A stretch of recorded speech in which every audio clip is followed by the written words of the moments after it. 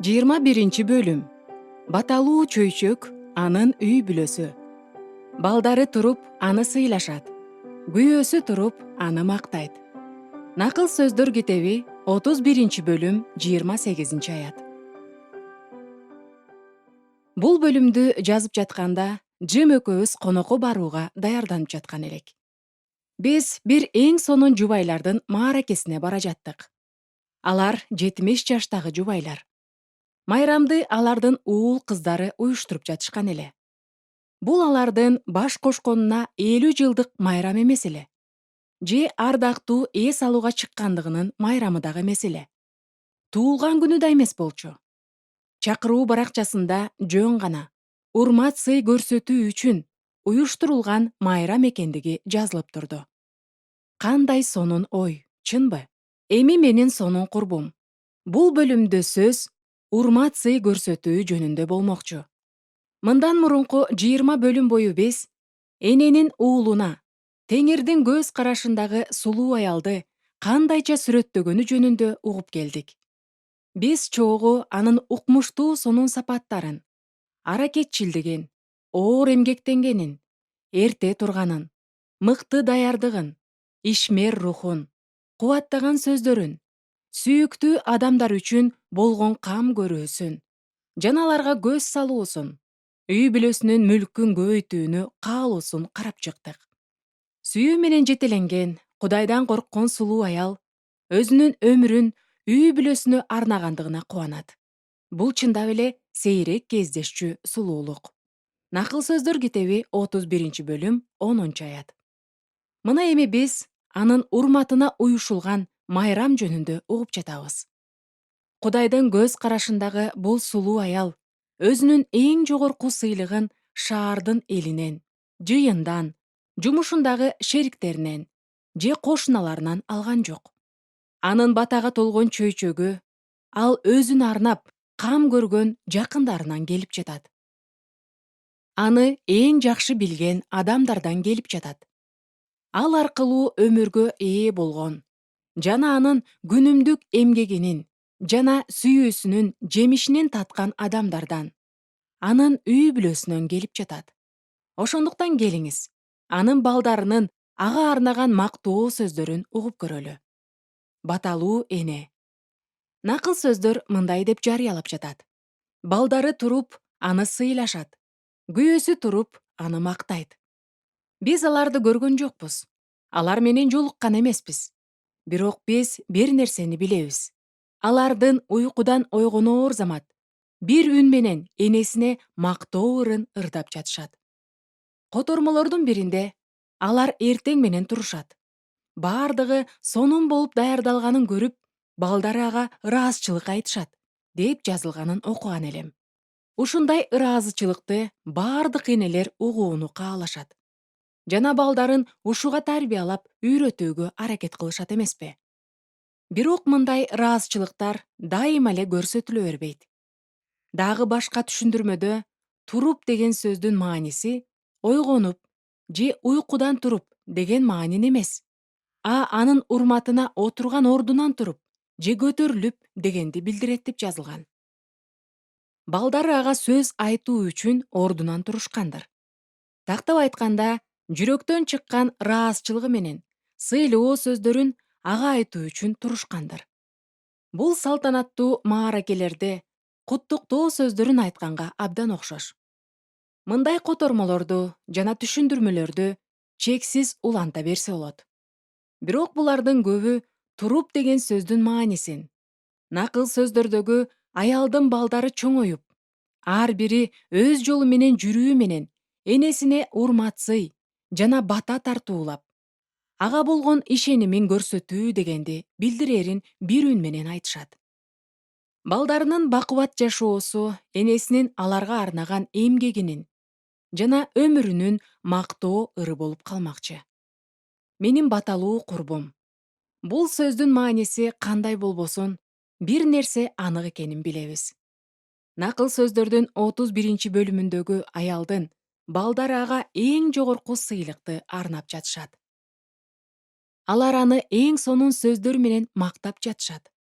Алар ага чын жүрөктөн ыраазы болуп, анын кылган жакшы иштеринин жемишинен татып жатышат. Ал эми энеси болсо балдарына кылган жакшылыгынын үзүрүн көрүп кубанып жатат. Жогоруда айтып кеткендей, балдары аны эң сонун сөздөр менен мактагандыгы үчүн ал баталуу.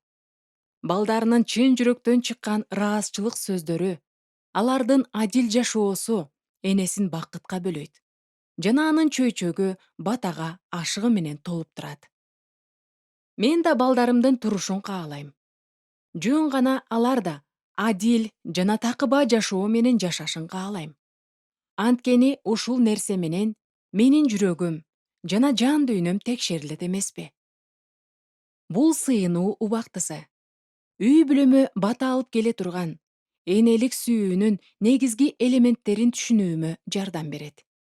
Мунун баары жүрөктө катылган, эненин жүрөгүндө, сиздин жүрөгүңүздө катылган сүйүү менен кичинекей балдарыңызды, бой жетип чоңойгон балдарыңызды, улгайган жана өздөрү чоң ата, чоң энеге айланган балдарыңызды сүйүү дегенди билдирет. Биринчи эң маанилүүсү энелик кам көрүү. Ар бир эне күн сайын сүйүү менен балдарына кам көрөт. Аларга тамак берет, кийиндирет, эс алдырат. Ашканада илинген белгилүү сүрөттө бул жерде 3 маал көрсөтүлүп жаткан кызматка ыраазы болуп суктан деп үйрөтөт. Бул балдарына болгон эненин кам көрүүсүнүн эң сонун келечеги. Эгерде биз накыл сөздөрдүн 31 бөлүмүндөгү аялдын изи менен жүрсөк, ал балдарына эң жакшы кам көрөт. Эне күндүн жарымынын көбүн сүйүктүү адамдарына тамак бышыруу жана кийимдерин даярдоо менен өткөрөт. Анын чатыры бир эле жылуу үйдү тартуулабастан, сүйүү да тартуулайт. Анын мүнөзүндө ачуулануу жана үндү бийик көтөрүү деген жок.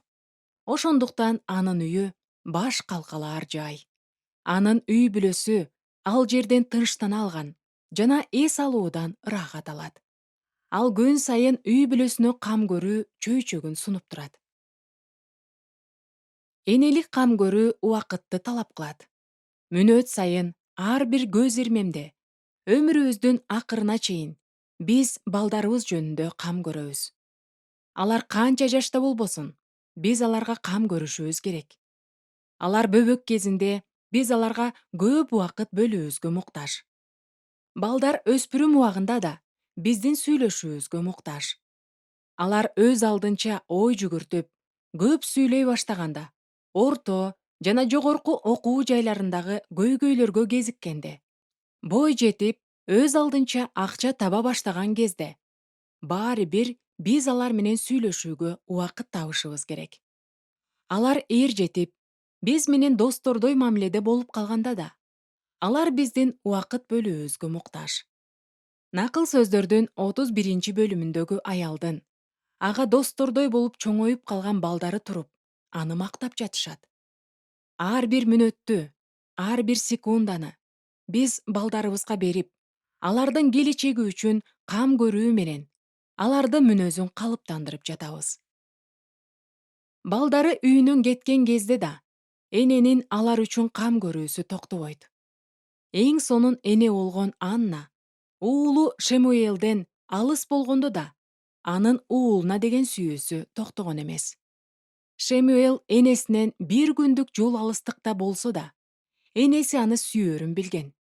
Себеби Анна жыл сайын теңирдин үйүндөгү майрамга келгенде, ага арнап өз колу менен жасаган кийимдерди даярдап алып келип берчү.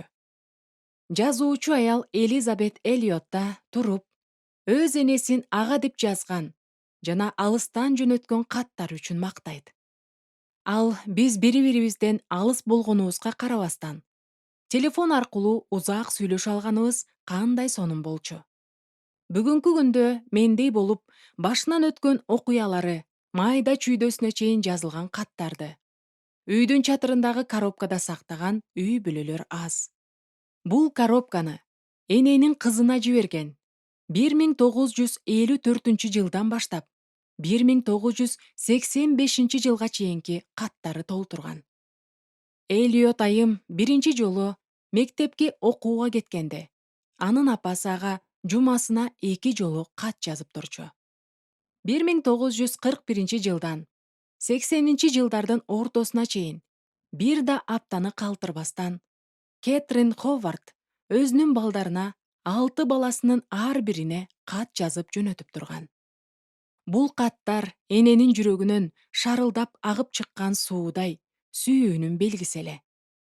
Алыстан болсо да балдар үчүн кам көрүүгө эненин сүйүүсү өз жолун тапкан.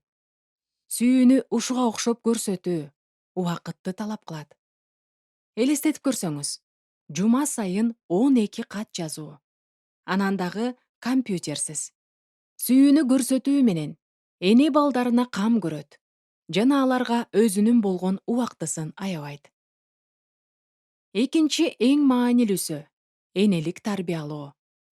Кудайдан болгон жакшы энелер катары биз кубаныч менен болгон күчүбүздү жана аракетибизди жакшы максатка жетүүгө, тактап айтканда, ар бир балабызды Теңирди сүйүүгө тарбиялоо үчүн жумшайбыз. Биздин максат мыкты дарыгерди, мугалимди, инженерди же спортсменди, керек болсо кызматчы же миссионерлерди тарбиялоо эмес. Биздин максат Теңирди сүйгөн адамды тарбиялоо. Муса кой кайтарган, бирок анын жүрөгү Кудайга таандык эле. Дөөт да кой баккан. Пабыл чатырларды жасаган. Петер балыкчы болгон. Бирок алардын ар биринде Теңирге арналган жүрөктөрү болгон. Теңирге жакындоо жана аны менен чогуу жаңы муундагы адамдарды, алар өздөрүнүн мезгилинде дагы кийинки муунду Теңирдин артынан ээрчүүгө тарбиялоо. Бул бизге берилген эң улуу артыкчылык. Эне, чоң эне жана чоң эне болгон Эдит Шефер мындай дейт. Ишеним желегин бийик көтөрүп алып жүрүү жоопкерчилиги бизге берилген. Биз өтө абайлашыбыз керек. Биздин милдет ушул кымбат баалуу желекти кулатып албоо. Бул биздин кийинки муундун алдындагы жоопкерчилигибиз. Улам кийинки муунга Теңирдин чындыгын өткөрүп берүү. Бул баарыбыз үчүн Кудайдан алган негизги осуяттардын бири. Сиз тырышчаактык менен балдарыңызды тарбиялап, аларды тирүү Кудайга ишенүүгө үйрөтүү үчүн эмгектенип жатасыз. Мен сизди кубаттап, балдарыңыз үчүн күн сайын кечинде сыйыныңыз деген кеңеш бергим келет. 19-кылымда Лос-Анджелестеги эркек балдардын насаатчысы, Чикагодагы мемориалдык Муди чиркөөсүнүн жетекчиси жана 60тан ашык китептердин автору болгон атактуу доктор Гарри Айронсайдтын энесинин жүрөгүнөн чыккан зар муңун эстеңизчи. Ар бир кечте анын энеси София баласын уктатып жатып: «Атаке, менин уулумду эртерээк куткарып калчы. Сенден башка эч нерсеге өмүрүн арнабаса экен. О атаке, Ыйсанын азап тартканындай азап тартууну, уят болууну, сабалууну жана жазаланууну же ушуга окшогон жазаларды кабыл алууну уулум кабыл алса экен. Сен өзүң ага үйрөтчү» деген сыйынуусун Теңирдин алдына төккөн. Айронсайд айымдын уулуна болгон баардык каалоосу жана кыялы бир гана нерсе болгон: анын Теңирди сүйүүсү. Үчүнчү эң маанилүүсү — энелик пландар. 31-бөлүмдөгү мыкты эне өз ишинин өнүгүүсүн пландаштырат. Биз да ошондой пландаштыруубуз керек. Биздин аракетибиздин акыркы натыйжасы дайыма Кудайдын колунда. Бирок күнүмдүк жасалуучу иш биздин колубузда. Ошондуктан мен үй бүлөмө дайыма эмнени каалаганымды жана аны кандайча пландаштырганымды сиз менен бөлүшкүм келет. Менин жүрөгүмдүн каалоосу сыяктуу улуу максаттар пландаштыруусуз, ага даярдыксыз эч качан ишке аша албайт. Биринчиден, эң негизгиси, менин үйүмдө ар дайым Кудайдын бар болуусун каалайм. Бул өзүңүздүн жүрөгүңүздү Теңирге ачып, анын сөзүн биринчи орунга коюп, Анын көз алдындагы сулуу аял болууга умтулуу үчүн сыйынуу дегенди билдирет. Менин үйүмдө үй чарбамды башкаруумда жана менин үй бүлөм менен болгон мамилемде Кудайдын бар болуусун көрсөтүү үчүн ал менин жүрөгүмдө жашашы керек.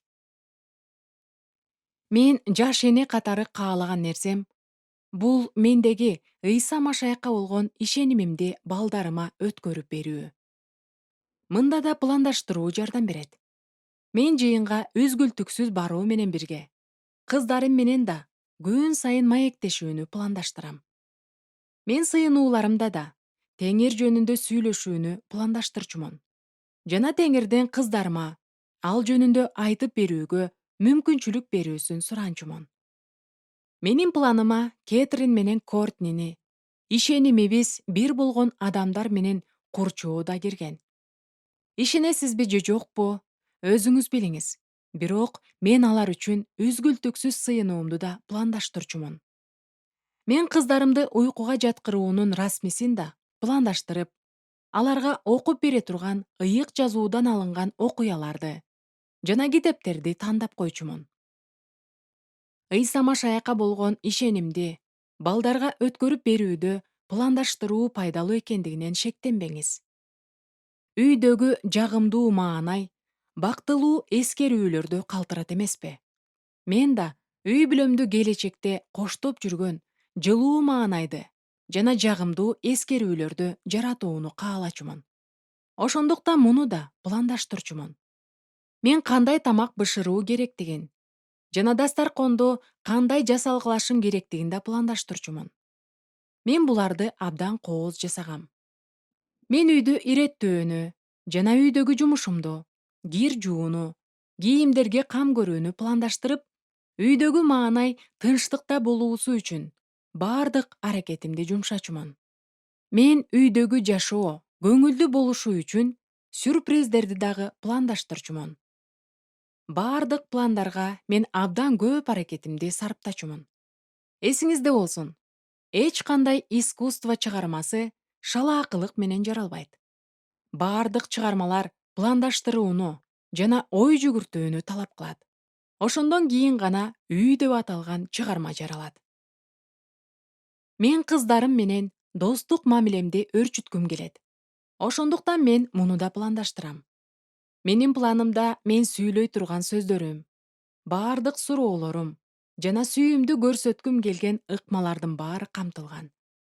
Мунун ичинде өзгөчө белектер, боору кердик жана сүйүүмдү көрсөткүм келген менин иштерим да кирет. Мен сейилдөөлөрдү, каникулдарды, Рождествону, Пасахты жана бардык майрамдар менен туулган күндөрдү пландаштырчумун. Пландаштыруунун башка түрү бул достук мамилени бекемдөө пландары. Сиздеги болгон бош убактыңызды колдонуңуз. Мисалы, качан сиздин балаңыз мектептен шашып келип, кийимин алмаштырган соң кайрадан ийримдерге же машыгууларга кетип жатат. Сизде аны менен сүйлөшүүгө бир нече гана мүнөт убактыңыз бар. Ушул чечүүчү убакыттарды сөзсүз пландаштырыңыз. Сиздин убактыңыз жок болсо, сиздин балдарыңыз да бош эмес болсо, баары бир алар үйдөн чыкканга чейин сизде тамактанууга кеткен бир нече мүнөтүңүз бар. Ушул мүнөттөрдү да пландаштырыңыз. Же болбосо, эгерде сиз өзүңүздүн же өгөй балдарыңыз менен же неберелериңиз менен бир-эки күн гана чогуу болсоңуз, бул күндөрдү да сүйүү менен толтурууну пландаштырыңыз. Ар бир мүнөттү, саатты жана күндү балдарыңызга арналган бата менен толтуруңуз. Кэтрин да, Кортни да турмушка чыгышкан. Бирок мен алар менен жана алардын күйөөлөрү менен мамилелешүүнү улантып келем. Бирок муну да мен пландаштырам. Мен күйөөгө тийген кыздарыма электрондук каттарды жиберем. Алар үчүн жана алардын үй бүлөлөрү үчүн сыйынам. Үй тиричилигине керек болгон анча чоң эмес белектерди берем. Аларга барып турам. Майрамдарды алар менен чогуу өткөрөм. Мунун баарын мен пландаштырам. Кээде алардын тынчын албоом үчүн аларга телефон чалбоону да пландаштырам. Сиз ар дайым кандай кырдаал болсо да балдарыңызга энелик кам көрүүнү пландаштырыңыз. Менин жашоомду өзгөрткөн доктор Ричард Мэтью менен болгон радио интервьюну уккан элем. Ал семинариянын деканы жана бойго жеткен 2 балдардын атасы. Доктор Мэтью ата-энелик милдетти абдан катаал күрөшүүлөр жүргөн 100 ярдтык футбол талаасы менен салыштырган. Анын айтымында кээ бир ата-энелер балдарын мектептин жатаканасына чейин жеткирип, унаасынын эшигин ачып, балдарын чыгарып, аларга кол булгалап, мына биз сага керектүүнүн баарын үйрөттүк. Эми бар да ошону ишке ашыр дешет. Андан кийин кээ бир ата-энелер 16 жаштагы өспүрүм балдарына унаанын ачкычын беришет. Алар жолдун четинде туруп алышып, кол булгалап, жакшы, сен эми өз алдынчасың. Сен унаа айдаганды билесиң. Сен жумуш кылып акча табууга жарап калдың. Жана сен эмне кылышты билесиң да. Эми бара кой, бактылуу бол, дешет. Анан дагы кээ бир ата-энелер бар. Алар өздөрүнүн калыптанып жаткан балдарына мектепти аяктагандан кийин да кам көрүп келишет. Алар кээде болсо да келип тур, бизди унутпа дешет. Доктор Мэтью балаңыз менен чоогу чуркаган маанилүү. Өзгөчө 95 ярд линиясында, ал эми максатыңыз 100 ярд болсо, бул 18 жаштан 25 жашка чейинки балдар экенин баса белгилейт. Ал футбол талаасындагы бул оюнда кездешкен чыныгы коркунучтуу абалдарды, күрөшүүнү, кыйкырыктарды жана жеңишке жетүү үчүн финалдык 5 ярдтын ар бир дюймундагы кыйналууларды сүрөттөйт. Акыркы калган 5 ярд бул акыркы 5 жыл дегенди билдирерин ал акылмандык менен баса белгилейт. Ушул акыркы 5 жылда сиздин балаңыз кесип тандайт жана өзүнө түгөй табат. Бул чечимдер ал өз жашоосундагы кабыл алган эң маанилүү 2 чечим. Бул жерден сизге айтуум керек болгон нерсе бул. Менин кымбаттуу досум жана эң сонун эне.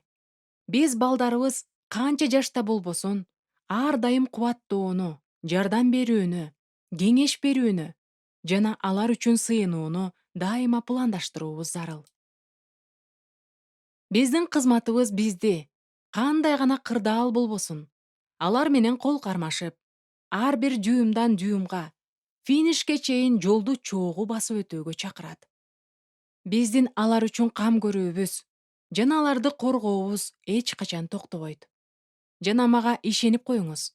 Сиздин балдарыңыз чоңоюшат жана аларга болгон туруктуу кам көрүүңүз үчүн жана энелик ишенимдүүлүгүңүз үчүн сизге ыраазы болушат. Өкүнүчтүүсү, бул китептин анча чоң эмес беттеринде биздин энелик мамилеге үйрөткөн, Кудайдын сөзүндөгү мен үйрөнгөн чындыктардын баары менен бөлүшө албайм. Мен өзүмдүн балдарымды чоңоюп жаткан күндөрдө бул сабак тууралуу мен көп нерсени үйрөндүм. Жана өзүмдүн Теңирдин жүрөгүнө жаккан аял аттуу китебимдин 4-бөлүмүн кубаныч менен сунуштайм. Сиздерге айткым келген акыркы сөзүм, менин кымбаттууларым, бул эне болуу сиздин жүрөгүңүздүн жана жан дүйнөңүздүн асыл милдети. 4 эң маанилүүсү. Апа иштейт. Кантип сулуу боло алам деген бөлүмдүн ордуна мен сиздер менен дагы бир маанилүү сабак менен бөлүшкүм келет. Кантип чыныгы жакшы апа боло алам. Теңирдин планын ишке ашырып, иштеген жана балдарын тарбиялаган апа болуу. Сиз билесизби, сүйүү бул жумуш дегенге мен ишенем. Бул оор жана өзүңдү толугу менен курмандыкка бере турган жумуш.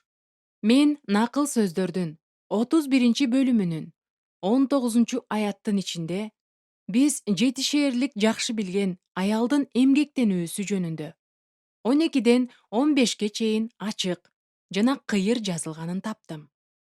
Ал таң ателекте эле тураарын жана анын чырагы түндө да өчпөсүн жакшы билебиз. Таң аткандан баштап күн батканга чейин бул такыба аял үй бүлөсү үчүн эмгектенген. Себеби ал аларды сүйчү. Эдит Шефердин сонун сөздөрүн дагы бир жолу угуп коюңуз. Эне болуу бул күрөшүүгө татыктуу наам. Муну карьера деп атоого да болбойт. Муну оор жумуш деп атоого татыктуу.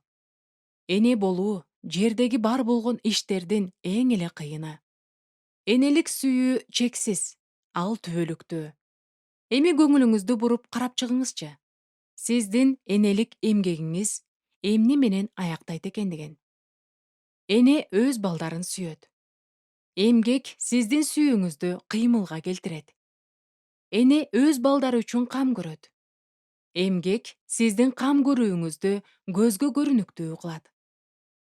Эне анын балдары Ыйса Машаякты таануусун каалайт. Эмгек сиздин буттарыңызды теңирге жетелейт.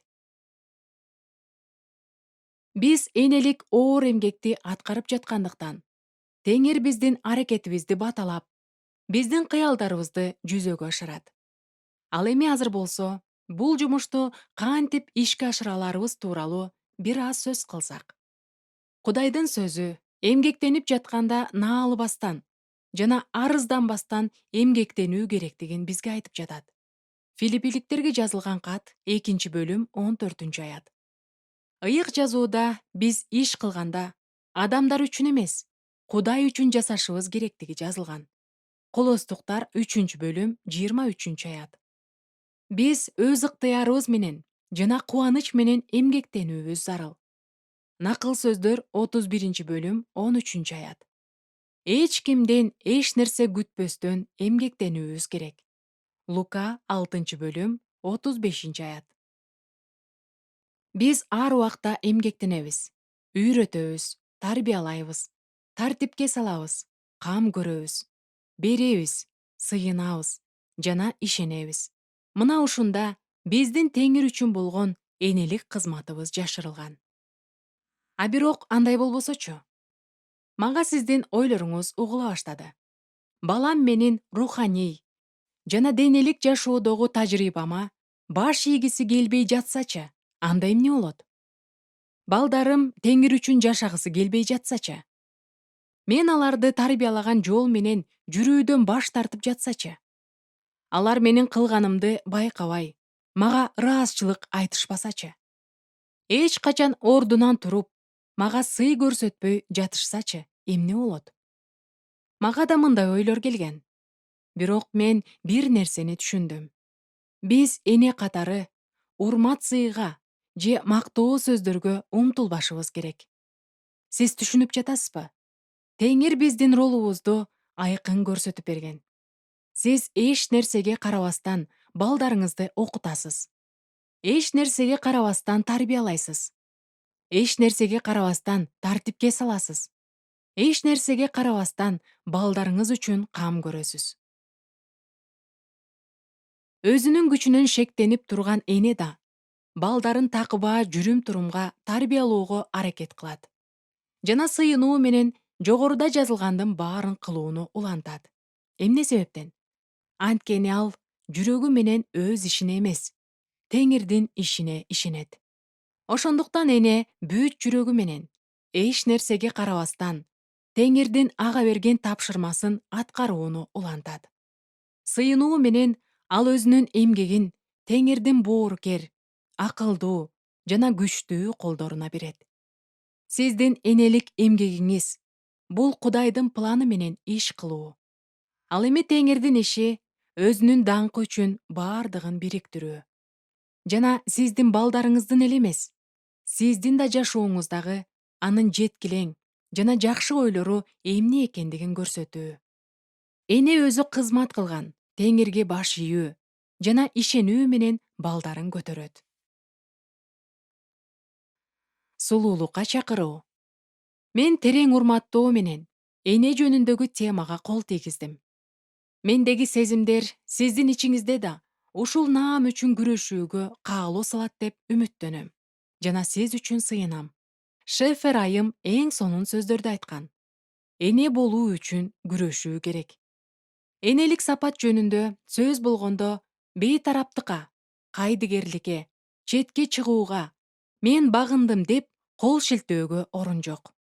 Мына ошондуктан мен сизге ар дайым кам көрүүгө, чарчабастан аракет кылууга, эч качан багынып бербөө каалоосун жүрөгүңүздөн ойготуу үчүн кайрылып жатам.